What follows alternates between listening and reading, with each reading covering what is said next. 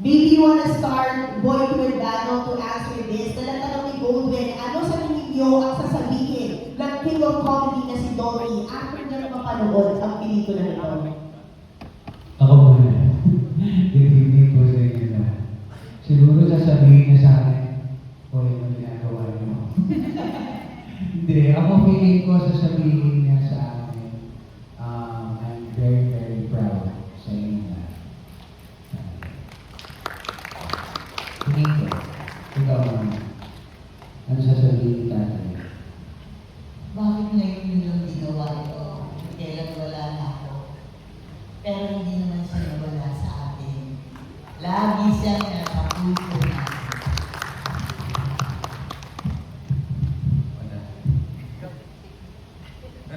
Hindi, siyempre, kung nasasabihin ni tatay, bakit wala ako dyan? Hindi. Of course, una-una tama si Rick Porto, anong ginagawa niyo. Pero, he's gonna be very, I know he's gonna be happy sa project. At sasabihin niya, isang pasasalamat at pinagpapatuloy na ang kanyang legasiya. Dahil ang Home Alone the Release ko ay marami pong maraming dinudge sa buhay ng tao sa Lano na kailangan po ng tao ngayon. So, Tay, I love you and salamat. Sa iba niya, Boy to Bandol. Basta yung mga kasta, dapat kompleto. Papa, sagot namin ko, Papa, lahat na kainanap namin eh. Hindi lang namin po niya natin, nakakalimutan. So, I know he's very proud of us kasi nakita niyang nagsama-sama kami ulit. Even sa sunod bagas, yung mga luma, mga OG, kung tawagin. Yung nasa rin ko, si Presley, hinahanap namin yan sa Mount Abapa. So, ano po talaga. Salamat. Ayan. Ang sasabihin ni tatay siguro, lalo-lalo na sa Everton, good job. Good job. I'm proud of you. Yes, sa atin lahat. Pero lalo na sa'yo. Yan. Thank you.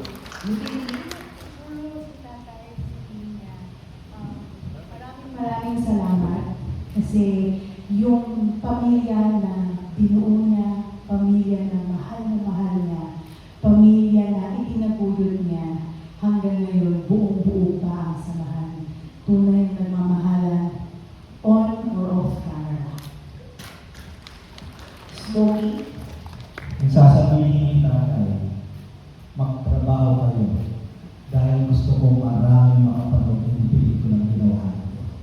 At para kumalat pa yung mensahe na ang pamilyang Pilipino, kahit na gano'ng kahirap ang buhay, basta sama-sama ng mamahalan, kahit ano ay pwede. Gusto mo na sila, Miss Dan?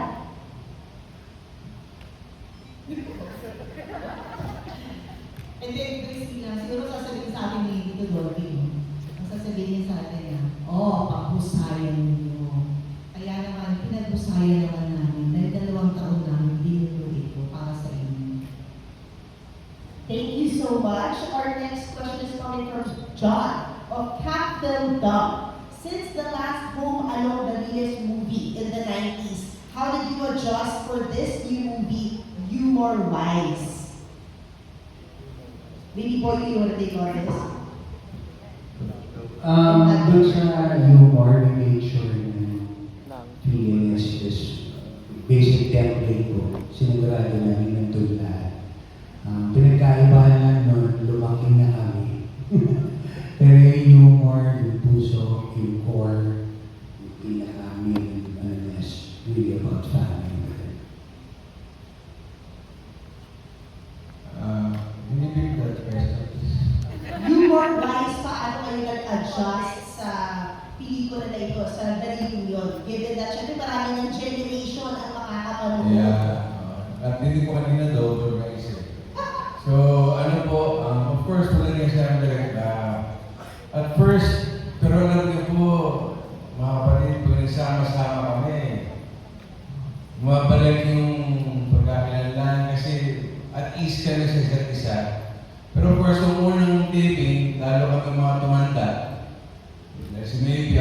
Diyos, parang, teka, paano ko atin dati, matakaw ako. Tapos may anak na ako, mas matakaw sa akin, di ba? So, adjustment, pero madali kasi iba yung bonding ng family ever since parang hindi nawala. Kahit patagal kami nagpahinga. Yes.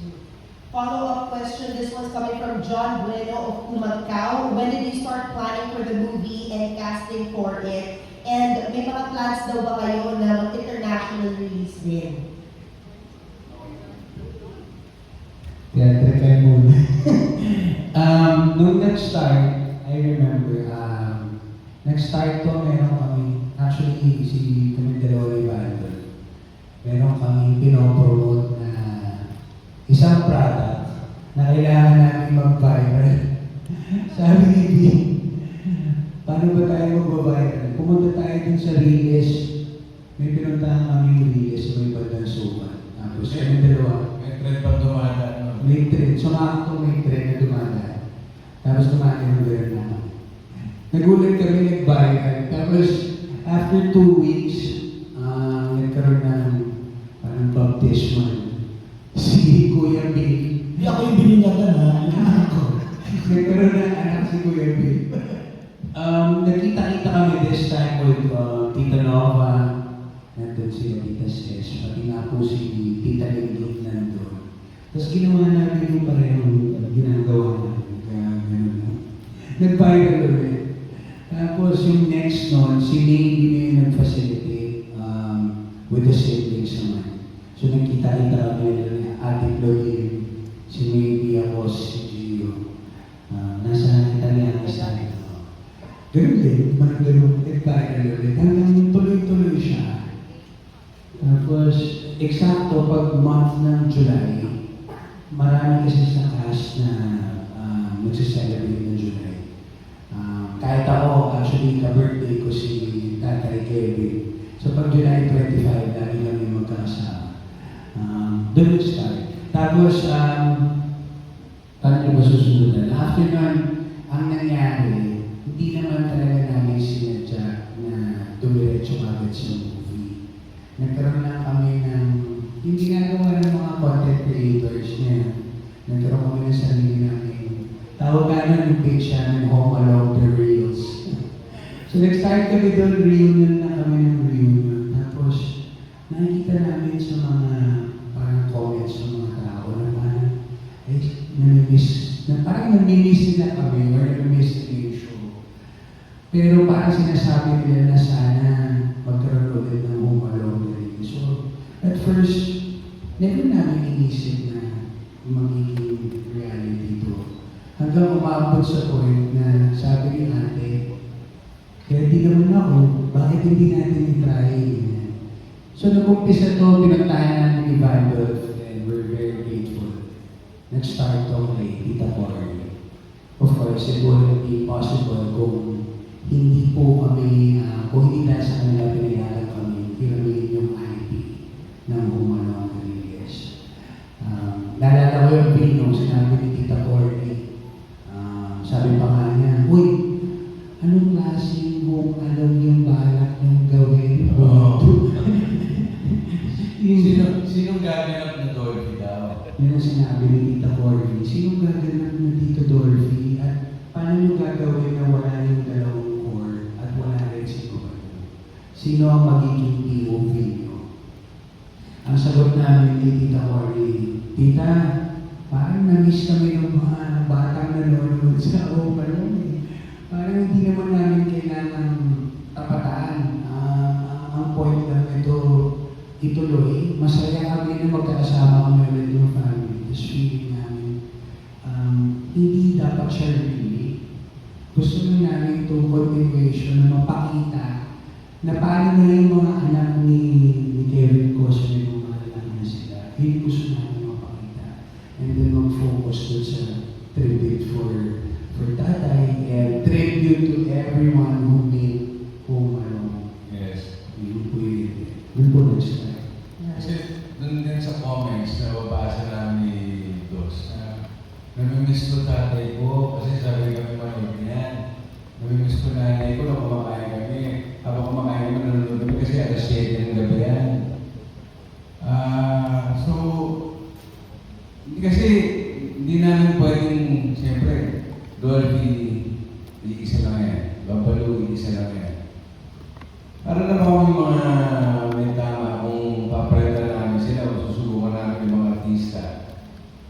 So, ang pelikula po namin talagang different truth. What happened to the family Cosme nung nawala na ang Tatay Kevin? Na alam naman natin si Tatay Kevin sa Home Alone. Siya yung nangangaral, siya yung nagbubuklod ng pamilya, siya yung nag-iisa, nagpapag-isa sa pamilya. So, ngayon po, makikita po natin kung paano mahalan namin ang pamilya dahil meron pa po kami isa, si Tita Nanay. Na dating tita namin, naging nanay namin. Kung napapanood niyo, no? Tapos nung palabas tayo ng mga teaser, ang dami ng crying face, naalala ko sa ganyan. Tsaka po pala si Kuya Bob, si Gio, nagpadala pala ng video message para sa atin. Panoorin po natin. Wala ba? Wala daw. Wala. Sorry. Yun po. Salamat. And, actually, may follow-up na kadikit din yung tanong si Naz Tavares ng pelikula Mania. Sino daw yung pinakamadaling hatakin para sa reunion na ito? At sino yung pinaka-last nag-yes? Bakit ako lagi? Ang pinakamadaling atakin noon, yung mga sulong baba. Sila ang unang-unang umuo dahil kailangan nila ng trabaho. Pinakaunang umuo. Actually, lahat naman. Mas nahirapan lang kami hanapin yung lahat. Sa totoo niya, it took us parang more 2.5 years para mamount. Maliban doon yung naging dilema pa namin. Naalala ko nung nagkaroon lang kami ng konting viral. Pinag-iwalay-iwalay po. Lahat po sila nagkaroon ng mga taping. So, nahirapan po ulit kami magkita-kita. Pero yung ginawa namin, hinanap namin yung mga OG na sulubak. Kasi, mag-hi ka naman eh. Actually, 4 po sila eh. Nakasama po yung mga OG na kasama sila sa movie. Pero right now, sumama na po siya kay Tatay Kevin. So, 3 na. Wala filming gano'n, no? Ilan lahat ang sulog ba? Parang supposedly, mami, kaya lang hindi na po umabot yung isa sa showing natin. From the start, how many sulog ba talaga yan? Ang nawala. Kita, Rudy, Danny, Alex, Muso. Marami Marami. Ilan Pinabitan na lang na nila? Tatlo, yung mga original tatlo. Ito muntiga na, nakakata ko lang eh. Dahil, yung isa ko siya kasi narigaluhan ng stem cell, yung nasa pinakadulo. 300 years old na po yung nasa dulo na yan. Stem cell na lang po ang bumubuhay sa kanya. Pero ano po, when we started contacting them, walang humindi naman po sa humano. In fact, everyone was so excited to be part of the movie. Di wala na nagtanong kung gaano kalaki yung role nila. Walang ganon. It's just, the fact that we're going to work on something together. Tapos hindi lang basta-basta project, kundi yung Home Along the Reyes maibalik ulit. Okay na lahat. Ang mahirap lang po talaga yung ma-track down ang isa-isa at mga schedules. Kasi, syempre, before naman po naplano lahat to, may mga kanya-kanyang trabaho rin po ang bawat isa sa amin. But still, kahit po ganun, they really made time for Home Alone shootings and get-togethers. Yeah, we are very... Kasi meron ng ibang cast member na nasa ibang bansa na. Tapos, meron namang sobrang busy. Kagaya ni Yes. Sherilyn, ang reyna ng online selling. Ayan. At may iba naman na sobrang busy. Kagaya ni Nova Villa. So, kumbaga, basta nagkaroon kami ng sinabi ni Boyto na, itong araw na to, shooting tayo. Sige, lahat kami go. Kasi, alam niyo yung pakiramdam na makakatrabaho ko ulit yung mahal ko sa buhay. Kasi, yung panahon na binuhos namin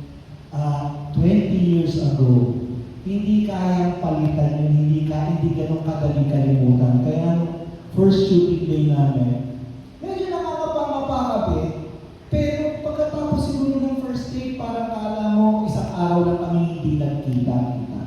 Ganun kabilis ang pag-jive namin sa isa't isa. Kumbaga, dito mo mapapatunayan na wala sa dugo ang pagiging pamilya. Nasa quality ng oras ng pagsasama. Wow, beautifully shared. Thank you so much for that. Ang susunod na tanong natin, for the original cast members, umpisahan natin yung tanong from Ray Pumaloy na kung paano ba binago ng Bumalong Dariles ang karakter at personality ninyo matapos daw po magwakas ang show. At ano daw po yung fondest and most unforgettable moments on TV and movie set ng Home Along Dariles. Pwede simulan na ating sumabaga. Ano daw yung tanong? Yung pinaka fondest memory. Tatayo po kung hindi pa po. Ito, hindi nyo makalimutan po sa set at kung paano po binago ng Home Along Dariles ang buhay ninyo. Paano binago ng home ng Dariles ang buhay mo? At yung pinaka, fondest memory, yung pinaka naaalala mo, hindi mo makakalimutan kailanman. Kaya kong baraw. Anong fondest, anong pinaka-naalala mo nung nag-date ka ng home alone? Sa 1990, alala ko, hindi, minsan si Rocky, alala ko nga, yung mga ginagawa natin,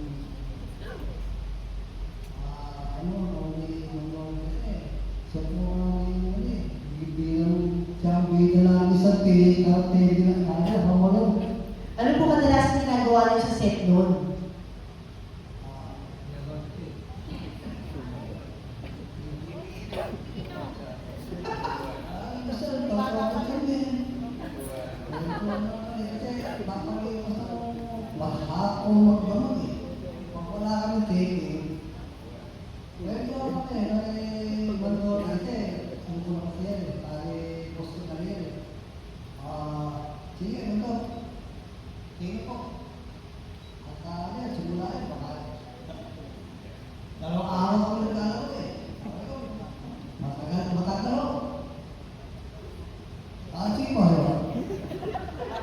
Sana po may naiintindihan ka. Sa kaalaman niyo po, Abangan nila lang yung subtitle sa YouTube. next mo na lang daw. Hindi, sa mga kapatid ko, Pres. Si Presley po, ay bata pa po ako, kasama ko na. Siya huli talagang may hawak ng bag ng tatay ko. Kumbaga siya talaga yung kasama ng tatay ko maski sa bahay namin. So ito ang mga may alam na hindi ko alam. So kahit tanongin ko ngayon, was fluke. Wala pa rin alam. Sige, Presley, next mo na lang ha. Sinabi mo. Kasi ano, kaya mo, okay. Salamat, President. Bago ko mag-umpisa, alam niyo, bago na ako talaga eh. Konting palakpak lang pumunta sa akin. Yes. Mga kaibigan, hindi ko sinasabi talaga, limang sunog baga, 4 lang po ang nakita, 2 bandado pa. Yan po, wala tayong magawa, ganun talagang buhay. Sa totoong buhay po, natutunan kay Tito Dolphy. Kasi nagsusubo na po ako sa akin. Batang ipaglato po ako talaga. Nag-start comedy ako. Naging may brothers, Jack and Poy. Alam po ni Tito Dolphy yan. Hello. Hello. Hi. Yes. Sabi Tito Dolphy, tuloy mo yan.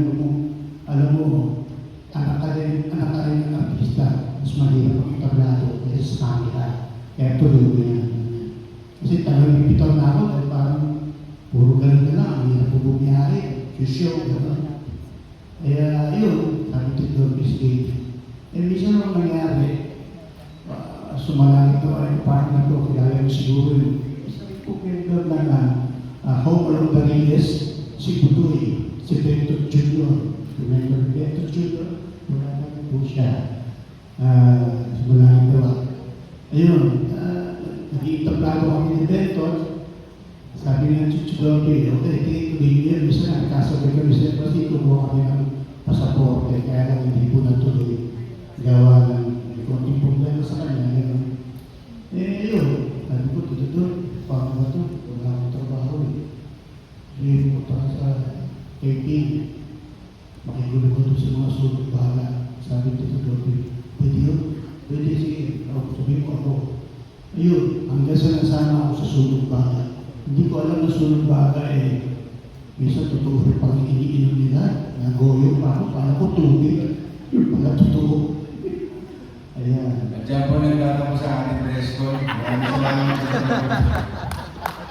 Thank you so much. Ganda ang buhay niya naman. Ganito eh. Oo. Bigyan mo ng masayang alaala. Ako po ang isa sa pinaka medyo late ng konting na kung sa sulong para. Actually, bago ako makapasok sa ABS, nalila ko yung words. Tinuro sa akin, si Kitty ang nagturo sa akin. Punta ako sa Hong Kong, kilala daw siya doon. Tapos nung pumasok na ako sa may buwan, tinatanong ko, hindi pala siya kilala. Kaya nilila ko yung brother para makapasok ako. Doon nagsimula yung eagerness ko para pumasok sa kanila. Mabait kasi yung doon. Lapitan ko. So, nilapitan ko sa doon, tapos nag-motivate sa akin. Motivate ko lang doon. Paano kaya makapasok sa lugar? Si Mike Ramos, yung galing coordinator, sabi niya, extra ka muna. Doon ka sa likod. Kaya sila Danny, sila Rudy, galit sa akin, pagka malapit ako. Kaya malapit ko na, nagkakapit ng lahat. So, nung malapit na ako, hindi ako kinaka. So, sa one time, dumating yung pagkakataon, pinagdaya ko ng big-big. Yung sabi niya, kaya mo to. Sige, pilitin ko. Nakikitiya siya. So, nung nagawa ko yung dialogue, pinagpirma na siya ng bago. Sabi ko, magkano kaya ticket mo? Sabi ko, okay yan. Kasi dahil masaya ako sa ginagawa, kahit maliit ang tali. Yun yung trabaho. Yun yung ginagawa namin. Si Betong titingan dito. Ano ba nito? Nag-duet kami nito. Nung nasa Hong Kong kami. Nung kilala na kami sunog Bago Boys, sumikat kami sa Batangas. Nagano kami para kami si Porchat. No? Sumikat kami sa Batangas, may laki pa nga kami na wala. So, lagi kami nagpa-practice pagka wala sunog, wala kami date. Nagpa-practice kami sa likod. Tapos minsan nagpipinta kami sa At dyan po muli nagtatapos sa ating press call. Maraming salamat po sa Isa po ang oras natin. Ito yung isa na Ito si Shane. Si Shane, meron isa siya na kwento to. Pero, Ako po ang pinaka-pang-aral namin Bernal Sunog pa. Kasi pang-aral dito. Ang role ko dito, si Cheryl, ako po yung pangatlo at huling sekretarya sa opisina na pinapasukan ni Mang Kevin. Ito po ang kauna-unahang show ko kaya sobrang malapit po talaga. Iba po talaga. Very special po sa puso ko ang humano. Siyempre dito po ako natuto ng maraming bagay. I've learned so much about showbiz. Sila po ang naging unang showbiz family ko. I've built long-lasting friendships na tama yung sinabi nila. Matagal na kayo hindi magkita pero pag nagkita kayo parang walang ano eh. Parang walang araw na hindi kayo nagkita. Nandun pa rin talaga yung bond. Masaya sa taping lalo na po kapag naaabutan pa namin sila or meron kami mga eksena sa bahay. Pero yung gusto ko pong ma-share sa inyo na alaala, nakaka-share ko lang kayo yung Monkey. Siyempre ako po ay galing Cebu. Pag sinabi mong wig, ito yung wig na kinakabit mo lang sa ulo mo. So meron pong eksena, sa sobrang excitement ko, sabi ko kay Tito Bernie, so malangin pa ko, Tito Bernie, sasabunutan kita kumari ha. Sabi ko, di wag, nakawig ako. Hindi ko tatanggalin. Sabi ko ganun. Pero sinabi niya wag. So nag-eksena na ako dahil sinasabunutan ko siya. Ang pula ni Tito Bernie no, nakakawa yung kamay ko. Oh my God, nag-cut. Sabi niya, it will bleed, gaga. So sabi ko, oh my God, kasi sabi ni Tita Sita, don't worry, nagkaganyan na din ako kay Tito Dolphy before ganyan. Tapos, in-explain sa akin, naka-wave pala kasi yung wig. So nga naman, no matter what, baka nga naman mag-bleed nga naman, dumugo. Hindi ko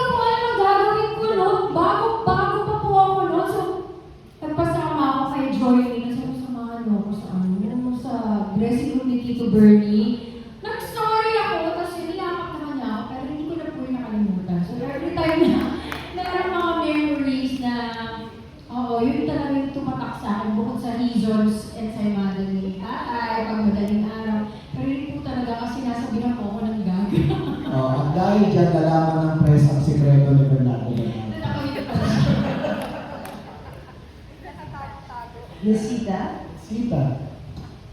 Okay. Hi. Ako po ay tuwan-tuwa na ako ay kahit paano talagang pinilit na ibalik dito kahit na ako'y nagtatagunan doon sa Cavite. And I'm really so happy and so grateful to you, Direk, and of course, Consi Bando, and of course the family. Kasi kung hindi naman kami pumayag yung family, hindi naman nila ako tatanggapin ulit. And ako po, yung pinaka-memorable kong day doon sa dating Momalo ay yung aking first day. Kasi,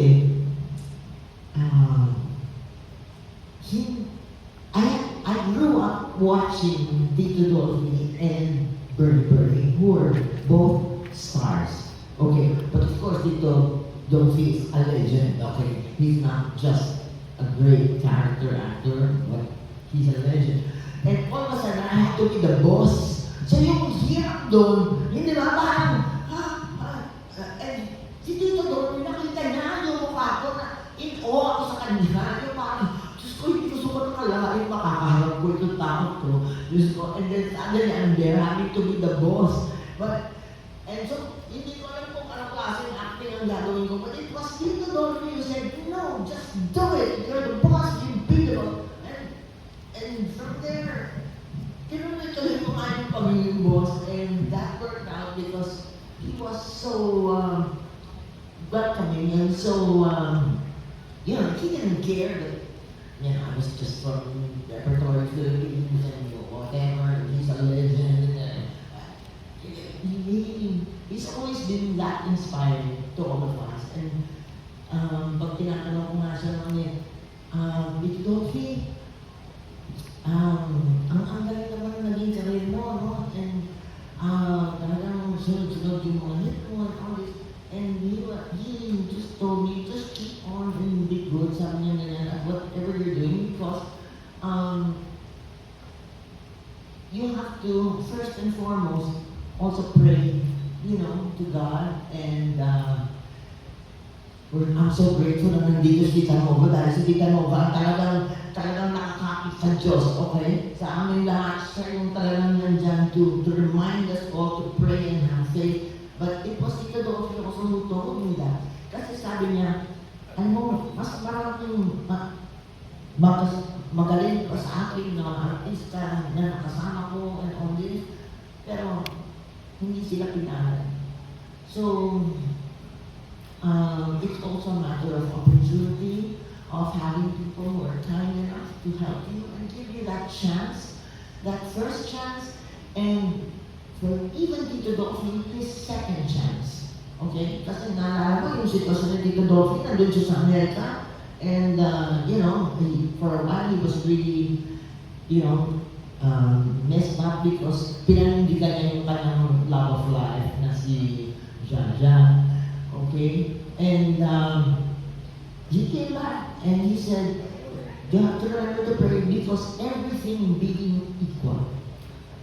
Okay? Magkasing ganun kayong lahat, magkasing pareho kayo ng effort. The only thing that matters is luck.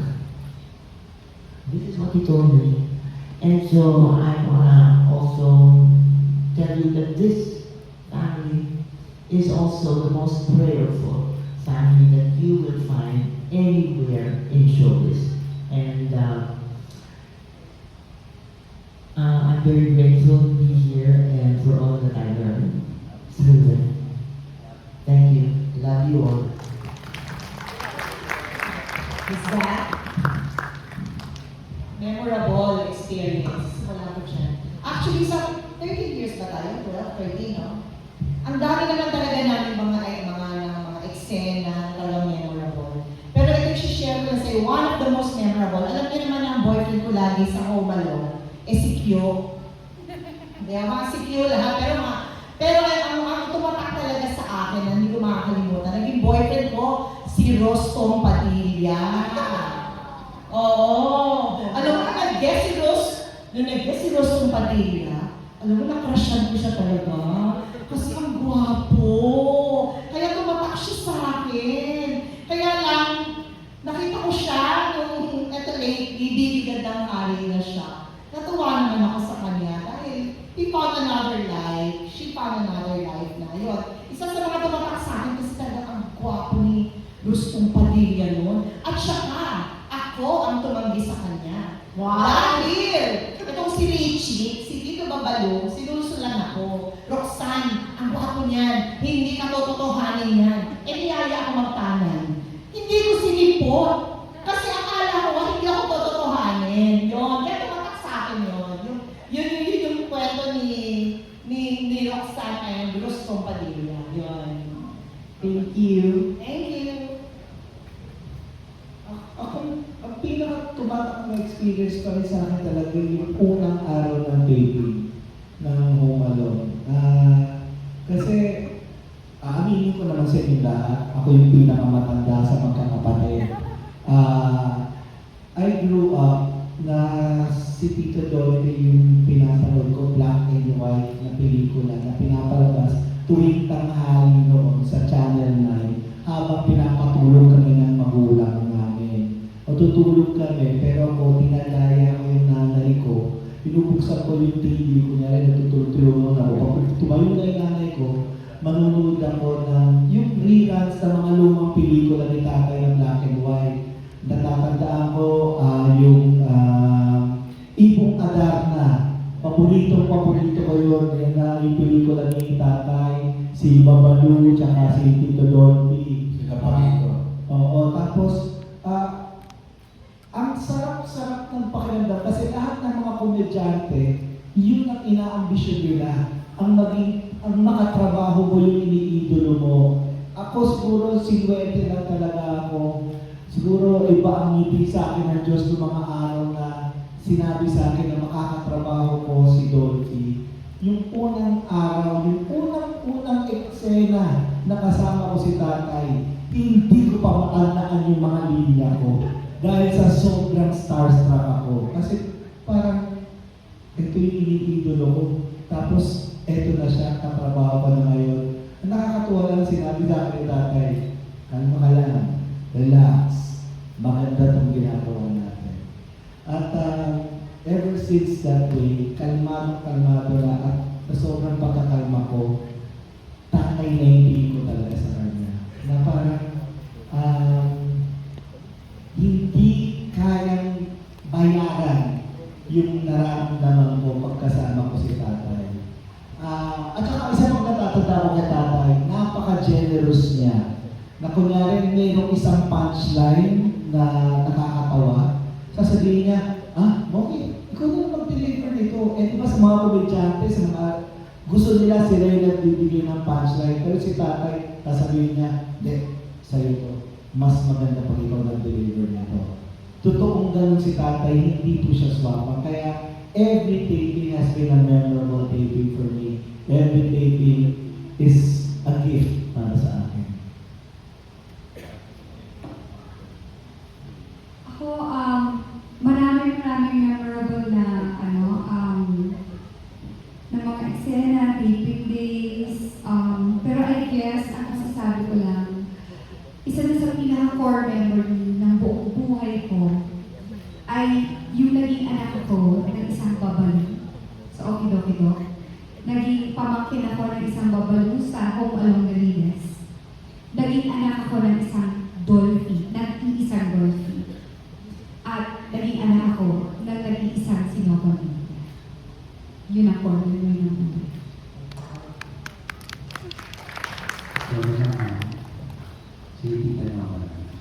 Go ahead.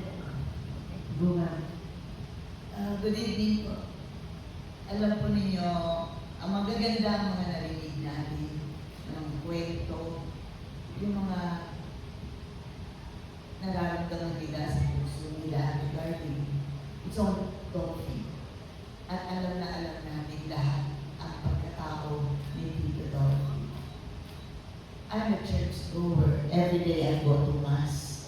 I'm a Mother Butler member sa simbahan. At ang mga kasama ko,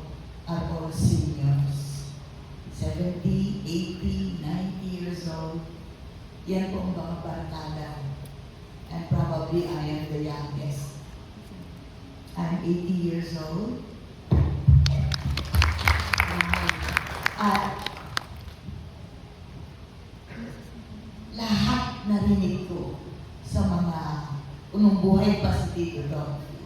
Because 40 years na ako sa simbahan as a mother butler at nakasama ko lahat ng mga seniors. Mas older pa, yung iba 90, 95 years old. At noon pa, bata-bata pa ako ng konti, mga fans sila ng Home Along the Riles and John and Marcia. So they were a little bit younger before hanggang sa sila tumanda na at maswerte na may mga buhay pa. Pero mga 90, 95 years old sila. At kami pa rin ang magkakasama sa church. And they always tell me, Sister Nova, sayang wala na si Dorothy. They were about 60, 70 years old. Every week they watch mga shows ni Tito Dorothy, especially itong ating Home Along the Riles. At iisa ang sinasabi nila. Hindi, what do you call it? Kulang ang buhay nila kung hindi sila makapanood every week ng Home Along the Riles. Sa edad na pagtanda, ang hinahanap na lang ng matanda ay ang maging masaya, ang tumawa. They're very lonely kung walang nagbibigay ng pag-ibig, ng masayang show sa matatanda. Parang numbered ang kanilang oras. Pero pag nakakapanood sila ng masasaya, especially Home Along the Riles, napakalakas ng anong tawag dito kay Tito Dorothy, yung kanyang karisma sa mga senior. Until the time dumating ang oras na nauna pa si Tito Dolps dun sa mga 90 anyos, 95 years old, na matatanda. At ang sinasabi nila, siya lang ang nagbibigay sa amin ng kasiyahan. At alam nila yung araw at oras ng showing ng Home Along the Riles. At tawang-tawa sila. They forget about their worries. They forget about nagbibilang na ng araw kung kailan sila kukunin ng Panginoon. They forget everything kung hindi puro tawa, kasiyahan because of Home Along the Riles. At sinasabi sa mga apo, sa mga anak, walang gagalaw ng TV sa araw na ito, sa oras na ito. The joy that we can give to the seniors. And now, ako na yung senior. I'm 80 years old, pero kaya ko pa makipag-wrestling. Anyway, so ngayon, at nawala si Tito Dolps, every day, because lagi po ako nasa simbahan every day, we attend Mass at 6 a.m. Mass. Puro senior ang mga barkada ko sa simbahan. At sabi ganun, parang may naririnig ako, sabi ng mga matatanda.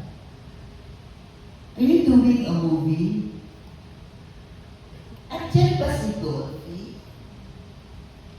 Biglang lumilinaw ang lalamunan, biglang sumisigla. Itong matatandang ito, dahil sinasabi, siya lang ang nagbibigay ng buhay. Every time time you watch Home Along the Riles, si Tito Dolls, o kahit yung panahon pa ni Nida Blanca, ano yung siya nila? John and Marcia, always, sinasabi, papatanda na yan, mga yan. Tawang-tawa ako. So the joy that we can give to the seniors, sa mga taong nagbibilang na lang ng araw at mawawala na sa mundong ito.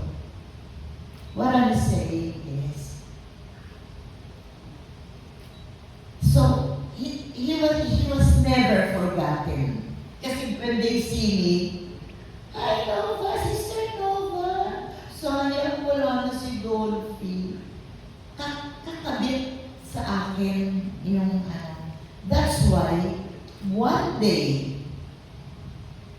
magkakasama kami after the rosary, after the mass, we pray the rosary. Magkakasama kami, Sister Nova, kain ka sa bahay, magkape man lang tayo. These are older than me.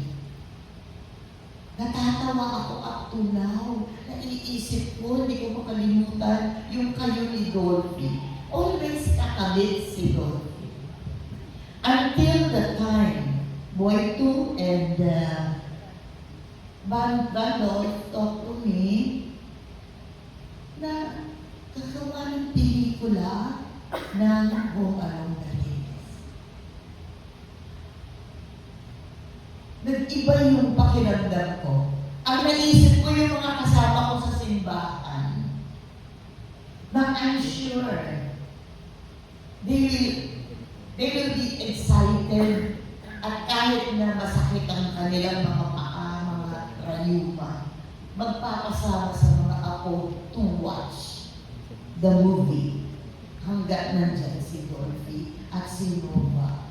The joy that we can give to seniors. Kaya nagulat din ako when they told me gagawin nila ang pelikulang ito. Of course, I am excited. Pero may konting lungkot. Paano yun?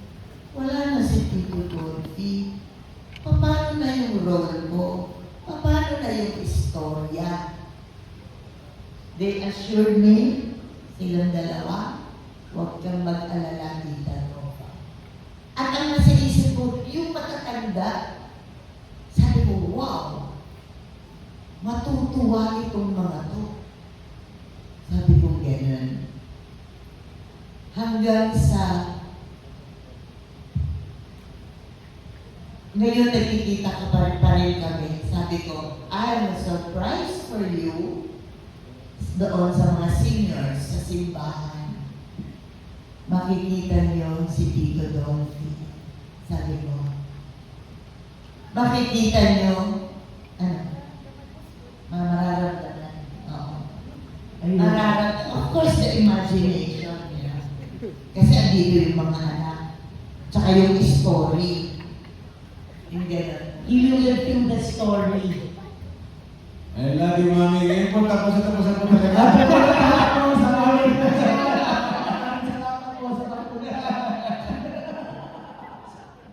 Kaya, mga kaibigan, ito po kami. Andun po si Karin Biasin. Ay, mga bisit.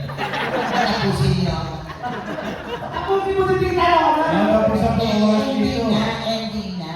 But I'm sure, iniimbita ko silang lahat manood ng Home Along the Riles para mabuhay ulit ang kanilang spirit. Di ba? Pero tama kasi nakapanood dito. Marami sa amin nakapanood na from the preview, from the special advance screening. But we can't, yung sa para sa mga iba hindi pa nakapanood, excited din sila. Nakapanood dito sa June 17. Yes. 15 muna. Dinner na. Pero dinner na, it's a 15. Hey, ikaw naman.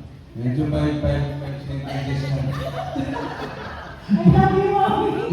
Actually, sa eksena, marami kasi magagandang eksena po talaga sa Home Alone. Pero siguro yung masasabi ko, pinakatumatak sa akin, wala sa eksena. I was 10 years old when I started doing Home Alone the Riles. And at 10, hindi ko naman alam how big of a star Tito Dolphy was, even Tita Nova. Pero ang tatandaan ko po, si Tita Nova very prayerful. Magkakasama po kami sa dressing room ni Ate Dan. 15 mysteries of rosary po kami a day. At the time, wala pang light mysteries. Si Mami pag nag-rosaryo, hindi lang 5, 15 kompleto. Hindi ko po kasama mga novita nun. So yun, tandang-tanda ko po yun. And si tatay, ang naalala ko kay tatay, wala kaming taping na hindi nagkaroon ng pila. Lagi pong may pila. Iba't ibang klaseng tao, mga matatandang artista na hindi na active, mga tao na kita nyo may sakit, walang-wala na, nasa taping po namin sila. Lalo na pag araw ng sweldo, natapat sa taping day namin, sobrang haba ng pila para humingi ng tulong. And believe it or not, kahit isa sa kanila, walang tinalikuran si tatay. He really gave his time to listen to each and every one of them. Kahit na yung iba po doon, halos every taping na pabalik-balik, okay lang yan kay tatay. Kasi para sa kanya, nakakapagbigay siya ng tulong, nasa-share yung blessings ni God, yun yung mahalaga kay tatay. So yun po yung tumatak sa ulo ko. Kaya siguro, sabi ko, sobrang active ko sa mga NGOs, kasi yun yung nakagisnan ko eh. Yun po yung nakalakihan ko. And I don't think I'd have this strong faith in God if it weren't for my mommy beside me. So, hindi lang po ako natuto umarte sa Humalong Dariles. Yung mga kasama ko po sa Humalong, ito po lahat mga kapatid ko, they shaped me as a person. Hindi ako magiging ganito po ngayon. I don't think I'd have the kind of mindset I have right now if it weren't for this family. Kaya yun po. Tapos din. Hindi, ako, siyempre, of course, Humalong Dariles, ang isa sa mga talagang tumatak sa akin is having another family. Dahil alam niyo po ng bata ko, hindi naman lingit sa kaalaman ninyo kung paano, kung gano'n kulit, gano'n ganyan, gano'n laki ang pamilya ko. Pero doon po sa Humalong, as time goes by, ako lumalaki po ako. Nagkaroon po ako ng extended family. Nagkaroon ako ng mga kuyang inilaki namin ni Boy kung nagturo sa akin kung ano-ano. Oy, huwag ka ano! Nagkaroon naman ng ating lutig. Dahil, tapos, ginawa niyo totoong buhay pagka-ate ko sa kanya dahil kapatid ko si Mark. Ano? Hindi, ate, that was the best. Diba? Ito mga... Pero ang pinaka-importante po talaga sa akin na talagang most thankful ako sa Panginoon na experience ko sa Humalong. Doon unang kilala ang aking always and forever. Doon unang kilala ang aking asawa na binigyan kami ng isang poging anak dyan sa likod. Dito, stand up po. Hindi po yan Twilight, hindi po vampire. Yun po. Siyempre, ang aking isa po pong anak sa darating na pelikula, siyempre, di naman, kahit malaki po ako sa pelikula, hindi po ako matako masyado. Ang matako na yan lang po si Baldolito. Yan. Tsaka ang bargaan ng aking anak si Celine, na ang tawag sa kanya, Libag. Yan. Yun lang. May new generation na. Ha? May new generation na. Yes, yes. Si Derek ko rin kwento niya mamaya para mas malinaw. Pero hindi ka man nagsabi ng most memorable, para di mo pa sinasagot. Well, sa Humalong kasi, alam mo, isang naalala ko, yung alam mo yung behind the scene, yung maka-eksena mo yung isang Tito Babalu at yung isang Dorothy, isang tita nanay, tita Noma. Alam niyo yung spontaneous, wala kayong ibang ginawa kung hindi magtawanan na lang sa set. Tapos sila kasi very impromptu yung setup nila. Parang bawal sila mag-take two. Yung feeling na nagtatawanan, naririnig mo pati yung mga cameraman sa set, nagtatawanan. Pati yung assistant director. Oo. Minsan kami dalawa ni Bandolf talagang, hindi naman namin alam para lang kami naglalaro eh. So minsan, nasisita kami ni Tatay Kevin o ni Lolo. Pag hindi kami nakikinig kasi magte-take two. Pero, ang naaalala ko, kahit mag-take two yun, iba na yung atake nila, pero nakakatawa pa din. Hindi siya pwedeng umulit ng pareho. So yun yung pero marami. Natural na natural. Sa sobrang nakakatawa ng mga eksena, si Tita Nova ilang beses nagpapalit ng underwear. Kasi nababasa ang sahig. Magbasahin siya yun. Nababasa ang sahig. Ang maganda doon, kuya, may warning naman. Kasi May may warning. poste. May specific na poste sa bahay ni Kevin na pag yumapos na si Mami doon, alam na natin lahat ang kasunod. Oo. Kung minsan hindi doon sa poste, doon sa puno ng impacto. Na nandun sa wala tapos Pag sumatay na si Tita Nova ng gano'n, asahan mo, yun na yun. Tapos, di ba si Erpa, pinag-reading kami sa kainan. May nagmamasahe dito, may nagmamasahe dito, may nagmamasahe dito, dito, may nagmamasahe sa ulo. Sabi niya, teka, magtrabaho yun naman ako. Diba? Tapos si ate ko din lubos lagi yung danggit namin sa set. Meron talaga, marami. Actually, guys, napakarami. We can't wait to see kung paano yun rin syempre, pagbibigyan pugay lahat ng ginawa nyo ng kabataan nyo at yun na-share nyo ngayon. I'm sure marami pang BTS na makikita yung audience natin from there. But right now, may tanong naman syempre, para sa mga Gen Z natin, can we hear daw from them, sila Vito, sila Celine, and of course, ang napaka-cute na kung ano na, kamusta para sa inyo na maging parte ng The Reunion movie. MJ, Yes. maganda lang ha. Alam mo, tinanong mo kanina kung sino pinakamahirap i-convince? Sino? Si Ahmad. Bakit? Kasi tahimik. Ay, pakusalitay na nga daw natin siya. Ano naman feeling mo, syempre, no? Maging magulang mo si Miss Jenny, si Bandol.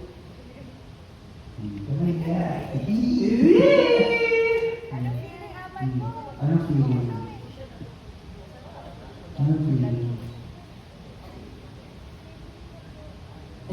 Nawala tuloy ng mic. Ito na lang. Feeling ko po ay masaya po. Masaya po yung pagkain.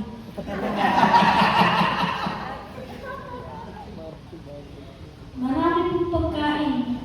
Napapunta na po sa tiyan ko. Excited na kayo mapanood ka. Enjoy na niya kasi lagi may food. Thank you. Parang ikaw lang din dati.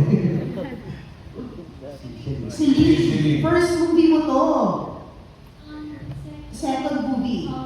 How do you feel? Nakasama ka dito, syempre, ang biggest comeback movie of the year. Sobrang honored po and grateful and kanina pa po ako nakikinig sa lahat ng kwento po nila. And parang nakikita ko din po habang nag-shoot na parang nasa paligid lang din po siya. Even though na bago po ako, ramdam na ramdam ko po yung saya and yung pagiging pamilya and sobrang thankful po ako ng extended family na rin po. Kasi tuwing mag-shooting po kami, it's like parang outing lang po, parang nag-hangout lang din po with the family. Yun po. Parang honored lang po talaga ako.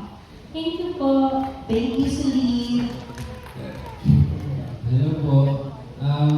Siyempre po, sobrang sarap sa feeling kasi makakatrabaho ko po yung family ko. And parang second family ko na rin po kasi nung pamilyang Cosme. Mapakat o mapa-action man po, ganun talaga kami in person. Kung paano yung saya po na makikita nyo sa movie, ganun po kami behind the scenes. And yung mga tito ko po at mga tita, in person ganun. Hello? Yes. In person po, ganun din po sila sa akin. Mahilig magbigay ng mga advice. Inaasar po lagi ni Tito Smokes na may parang po babae. Kahit di po totoo, di totoo. Selos ko si Hindi na ba kayo? And syempre po, grow pinapanood po namin yung dalawang movies tsaka yung ibang episodes po na nire-replay sa YouTube. Pinapanood po namin nila daddy, nila mami ko. And makita ko po, and knowing na movie po ito ni Lord, sobrang sarap sa feeling, very honored din po talaga. And sobrang happy po kasi naging parte na po ako ng dati kong pinapanood. And sana po magtuloy-tuloy. Sana mag-series pa po ito. Para magkarakit pa ako. The rising star ng Viva. Diba? Viva lang po, hindi Viva Max. Maraming po ako. Uy! Katabi po natin yun. Nakabantay, yung lunching mo, nandun sila, diba? Nandun talaga. Kailangan screening muna ni Daddy. Ay, yun. Hindi. Nakakay pa rin. Viva. Viva lang. Mabait kasi. Dahil yan nakalimutan natin from our Gen Alpha and Gen Z. Yung question of course para sa creatives din ito. Bago we could answer from Leo of Highlight Manila and Mark from Maganda Ba Movie. They have similar questions. Bakit daw ito must watch din for the new generation like Gen Alpha and Gen Z? Now then of course we also know that this will largely touch on nostalgia. Teka, nalito ko kasi kinausap ako ni Tita Nova. Alam mo ba, inalok ako ng Viva Max. Sabi sa akin, May story ba yun? Ano po yun? Pinaglakuloy kami. Inalo ka talaga sa Viva Max. It's okay, pinanggihan.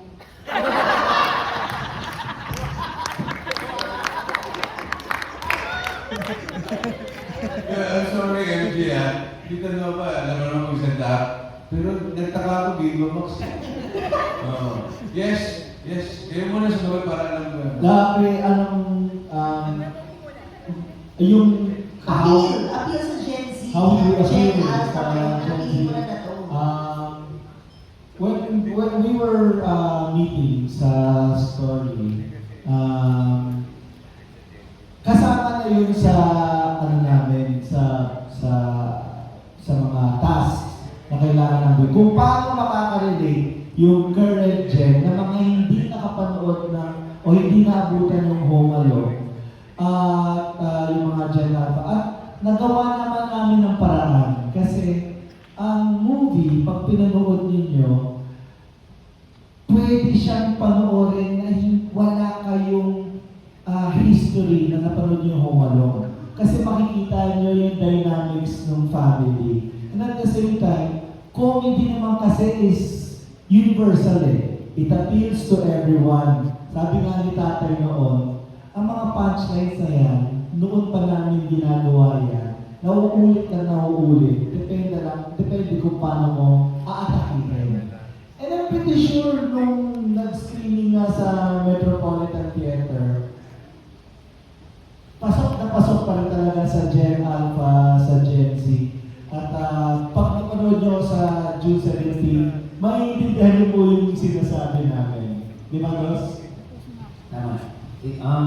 Yeah, kasi relatable, basically tungkol sa family.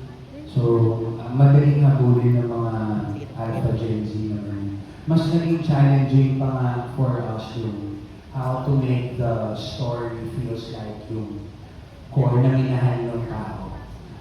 Mas dun po kami tumagal.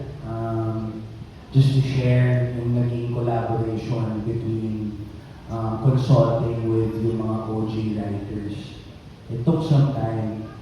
Siyempre, lahat ng mga OG writers yan, nilabas namin sila. Nag-brainstorming doon ng matagal. Of course, Tita Ninggit, part din nun. Iba yung inisip nila nung una. Ang sinasabi nila, boy, to comedy. Comedy tayo, ha? Nakakatawa yan. Ganyan. So, kami, mas nakita namin na, yes, of course, Home Alone is so natural na magiging madulas yung pagpapatawa. Pero kuya, pray for truth tayo ngayon. Wala po kami going back to the POV. Wala pong papalit sa hari ng komedya. Wala akong papalit kay Babalu. Yung POV na to ay actually napunta kay Tita Nanay, closest to tatay. Para hindi kami maligaw, considering na medyo naging challenging din sa amin kasi ensemble, mahirap i-trim down yun sa isang pelikula lang ng 1 hour 40 minutes. Pero dahil mas pinili namin maging totoo dun sa pagiging totoo, na yung kulang sa amin, yun yung pinaka-strength namin. Yun yung mas pinili namin. And yung mga bits and pieces ng mga bago, ay sinigurado namin, parang na yan eh, parang sa Marvel, di ba? Pag kunyari gusto mong manood ng pelikula, ng favorite Marvel movie mo, hindi ka naman pwedeng mag-introduce ng bago agad-agad. Diba? So, unti-unti yan. So, yun yung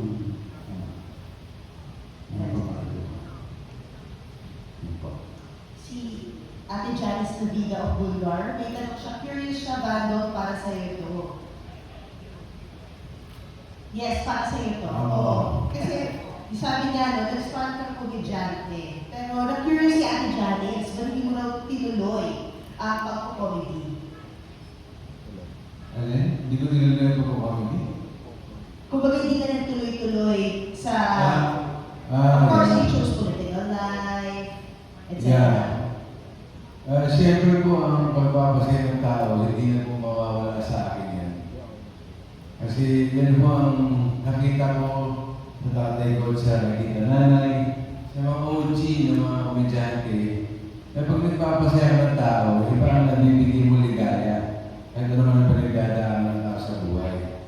Pero siyempre, ganoon din ay when to politics. Kasi sa politika, sabi nga ng tatay ko, ba't ka mo po politika? Ang gulo ng politika. Sabi ko lang, hindi rin ako sasama sa gulo. Because the perfect politician is you. Pero the thing is, sa politics, alam mo kung sino dapat unahin tulungan. Alam mo kung sino na pinagdadaanan ng tao. Hanggang sa natapos ng 9 years ko, salamat sa district ko sa Panginoon. Napunta naman ako sa, ang character ko naman naging villain. Doon naman sa Kagyapo, naging villain ako. Nagkaman comedy, either, so, kumbaga, ang sarap din sa feeling dahil na napapakita ko yung craft na kaya mo rin umapit ng iba. Pero pag nilalagay ko sa comedy, kahit ano pa yan, hindi mo. Because that is my first love. But ito na po. Sa trabaho, ha? Kasi yan ang kinalakihan ko. Yes. Thank you so much. Actually, down to our last question is from Oski Recabar. Sa inyong palagay, ano ba ang pagsubok at pagbabago ang kakaharapin ng Cosme family without spoiling too much? Para ito syempre, no, bago nyo anyayahan ng lahat na panoorin ito. Miss Jenny, baka gusto mong sagutin? Ang pagsubok po, siguro ito yung story niya, hindi ko yung spoil, but alam naman natin na wala si Papa Dolphy. So, ano ang buhay ng mga magkakapatid? Kasi nangyayari, kaya nga po ang Genesis ay kaya makarelate dahil nangyayari talaga sa buhay ko. Realidad, may nawawala na pamilya natin, biglang nagkakagulo. So, paano pakakalaga yung pamilya na pagka kahit nawala yung mahal natin sa buhay, dapat lalo tayong tumitibay, tumitindig, at lalo tumatatag yung samahan. So, yun po. Very well said. May gusto po? Okay, thank you. Ayun na, hindi! Sino ba? Yes, si Miss Clotilde. Hindi ko alam kung paano kinakalabit eh. Hindi, ang pinakamaganda talaga dito is that yung yung paano naging pundasyon, kung ano ba ang naging pundasyon ng Cosmes, sa Cosmes, nang nawala si tatay. Pero, mararamdaman niyo sa bawat eksena namin na nandiyan ang tatay namin. Ang gusto lang namin talaga ipabot sa tao ngayon is that kahit na ano ang problema ang haharapin natin kapag magkasama ang pamilya, kaya ang lahat. Sa dami ng problema po, sa politika, sa bansa natin, sa buong mundo, ang pinaka-importante ngayon ay kung paano ba natin maipapasa yung mga values ng mga magulang natin. Kung paano natin na-apply yun sa mga anak natin or paano nila, ano ang iniwan nila legacy sa atin. So, ang hope lang namin at ang prayer namin is that maitawid namin itong pelikulang to touch other people's lives at ipagpatuloy ang legacy ng nating isang King of Comedy na si Dolphy. Amen! Thank you so much sa lahat po ng mga kapatid natin sa present na padala naman ng mga katanungan. Maraming salamat. At palakpakan naman natin, June 17, Home Alone, the Riles de Reunion. At bago po tayo magpapalito, please again, for the cast, invite everybody para po panoorin. Ang premiere night, June 15, at ang Home Alone, the Riles, saan-saan po ilang cinemas. Meron po ba tayong bilang? Sa June 15 po, ang premiere natin sa SM Mega Mall. Lunchbox will coordinate and post it for everyone to know. At June 17 na po ang aming official showing. At sana po, supportahan natin at ibalik natin ang tunay na pagmamahal ng values ng pamilyang Pilipino.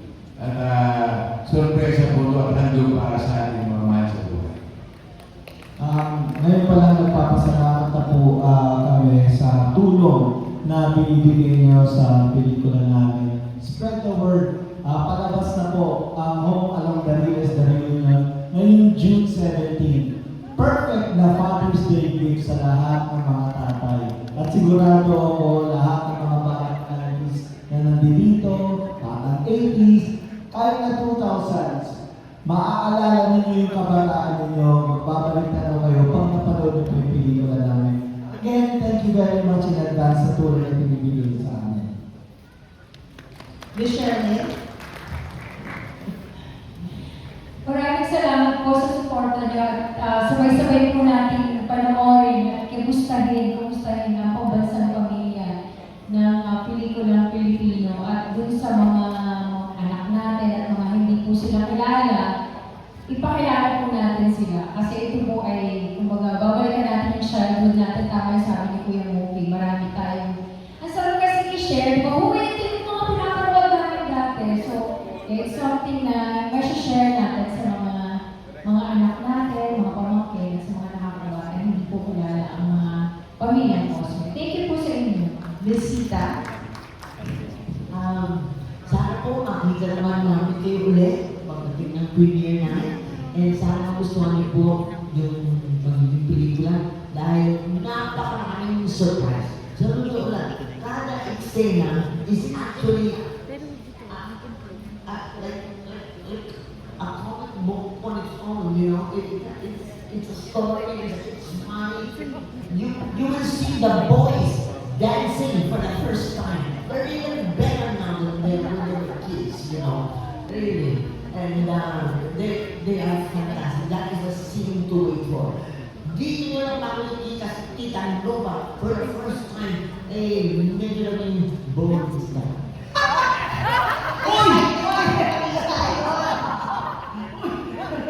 Miss Dam, gusto mo saluhin yun? At ang masasabi ko lang ay better late than never.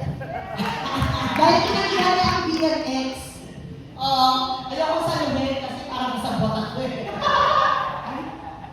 Anyway, maraming salamat po sa tumulong ninyo. Alam niyo po, medyo matagal naman yung lahat no, sa industriya. Marami na rin yung mga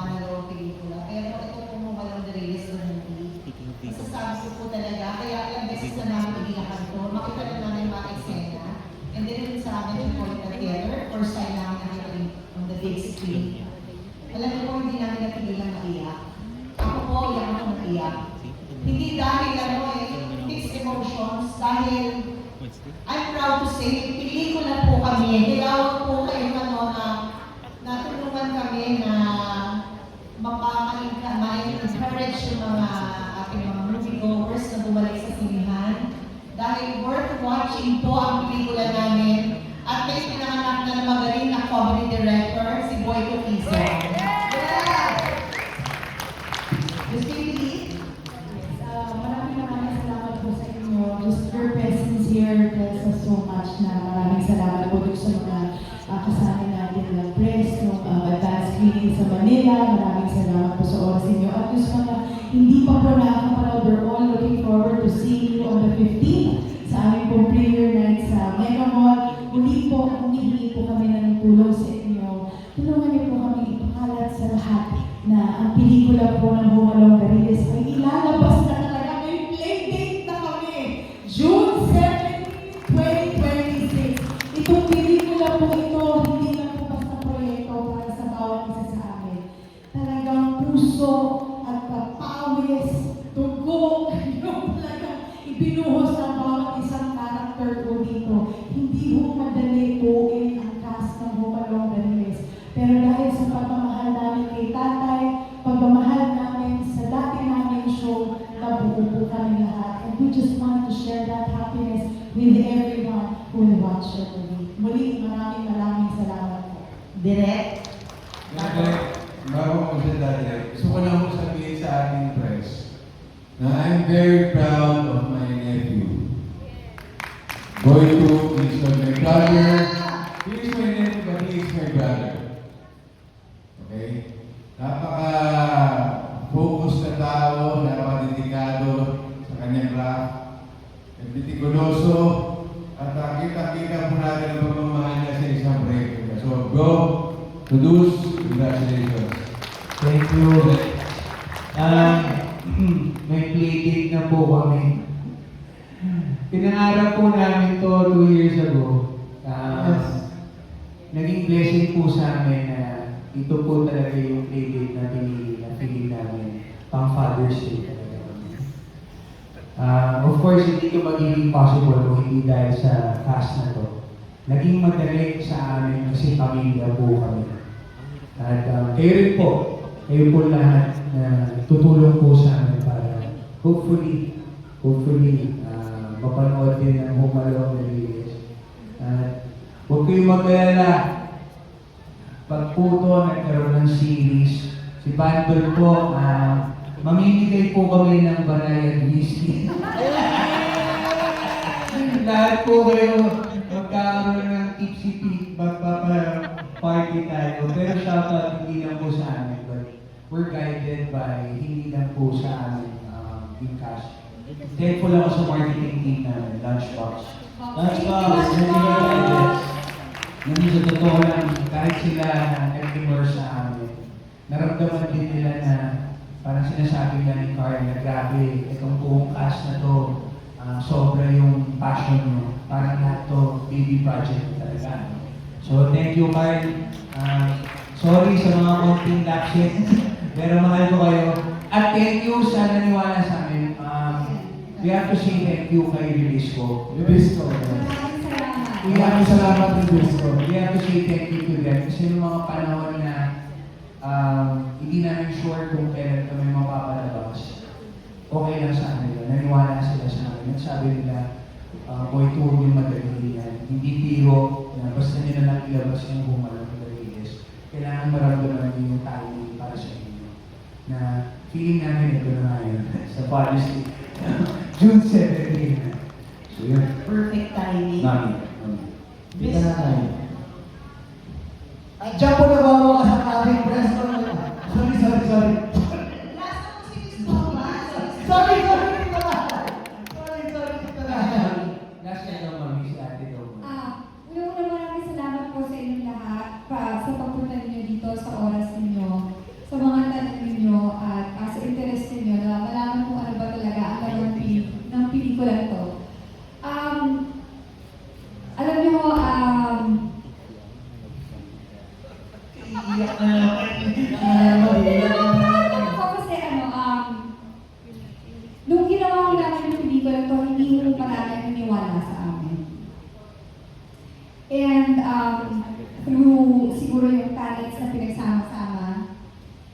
prayers na pinagsama-sama at yung pagmamahalan ng buong pamilya na pinagsama-sama. Meron kami magandang pelikula na maiyakan sa inyo. Sinasabi ko ito na napakalakas ang loob at napaka-grateful ng heart, with a grateful heart na naitawid namin ito ng napakaganda.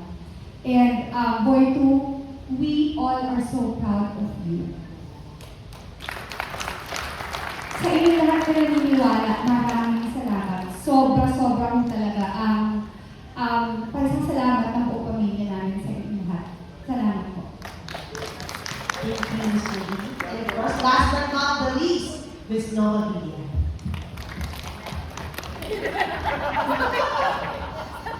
Amen. For the past 25 years, na kami magkakasama up to the present, pwede palang mangyari.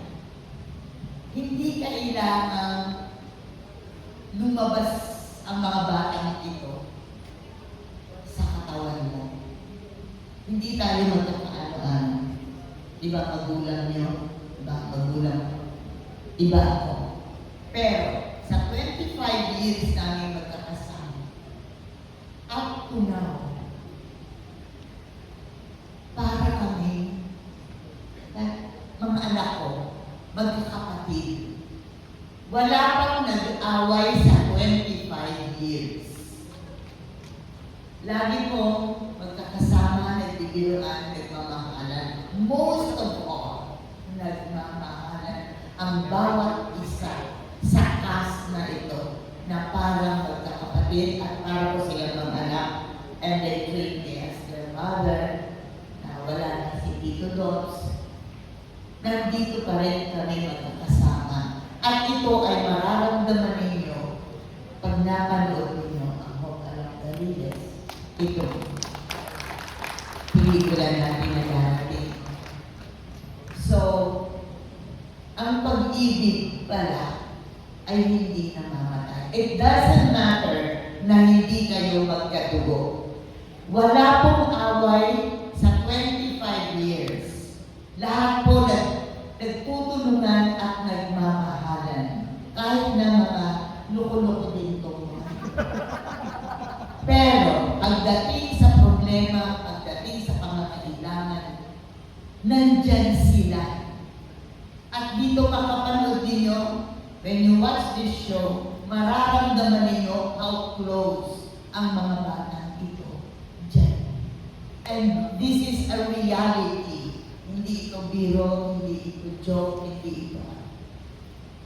We are very close. We are family. Thank you, Tito Dobbs. Thank you very much. At ito kung dyan na nagtatapos ang ating Home Alone